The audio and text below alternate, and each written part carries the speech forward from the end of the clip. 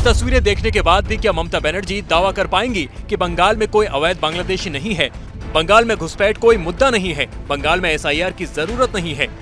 क्योंकि 4 नवंबर को जब बंगाल में एसआईआर की शुरुआत हुई थी, उसी दिन ममता बनर्जी सड़क पर विरोध में उतर गई थी और घुसपैठियों को गारंटी दे रही थी। घेराव कर्मसूची करेंगे, पूरा घेराव होगा, पूरा आंदोलन होगा, हम नाम काटने नहीं देंगे, हम नाम डालने नहीं देंगे डिटेंशन कैंप में।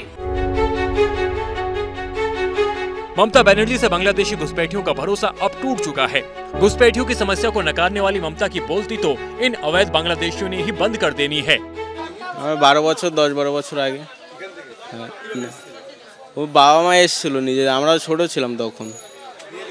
হ্যাঁ, এখানে বিল্ডিং এ কাজ করতাম দমদম পার। এখন আমাদের ওখানে রাখছে না, তো আমাদের কাছে কাগজ, বৈধ কাগজ নেই। এখানে থাকতাম আমি হুগলির ডানকুনিতে। না না, ডকুমেন্টস ছিল না, ভোট কিভাবে দেবো? কলকাতা থেকে। আপনার এখানেই বাড়ি? না, বাংলাদেশ। আচ্ছা, পাসপোর্ট ভিসা সবই আছে? না, কিছুই নেই, শুধু আমরা সরকারের কাছে সারেন্ডার করে যে ঘরে যাব।